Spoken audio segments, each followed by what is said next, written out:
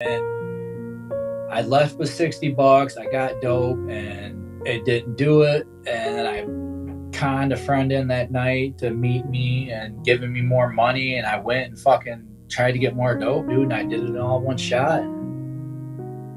Trying to go out, essentially, trying to fucking take my life. I didn't want to live. I hurt.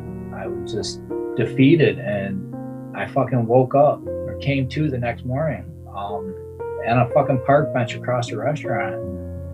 It just hit me that I had to do something. That if I couldn't go on like this. I was gonna fucking die, and I didn't want to die. And God, that's when I kind of understood that, like, I should have died.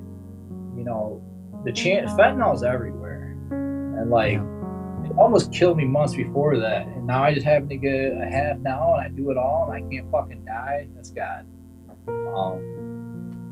So I called the rehab and I booked myself in and got out. And this is where I really understood the mental obsession part. Yeah. I got out. I called the guy I was working with, my sponsor at that time, man, and he said, you should go to a meeting. And I told him no.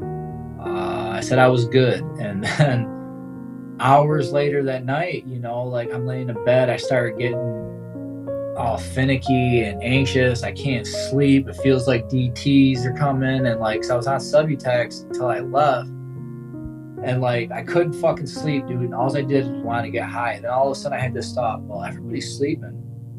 I can get high and no one will know. So I walked out of the room. I stole money from her purse in the car, took her kid's phone, and I tried calling a dope man, and he didn't answer. I had tons of them, you know, I could have called, but that's when God, this is where I say God gave me 8 seconds of clarity. I understood in that moment, if I continued down this line, if I kept pursuing these numbers, I was going to get to dope, but somehow, some way. But I was also going to lose my family. I was going to fucking die. Everything I just went through, that 8-9 days in rehab, the health and detox, I'd have to do all over again. If I do it once, I'm not going to stop. And I was able to put the money back in the phone back, man, and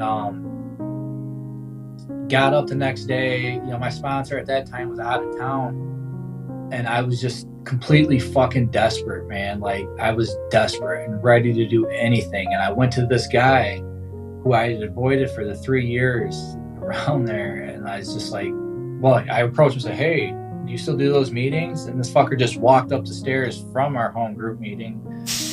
And he was like, no, he like looked at me and he was just like, no, what you're going to do is shut the fuck up. And like, you're going to be here Sunday at 7 a.m. You're going to fucking go home. You're going to pray about it. Mm-hmm. And if you show up Sunday, you better be fucking ready to work. And he just dismissed me.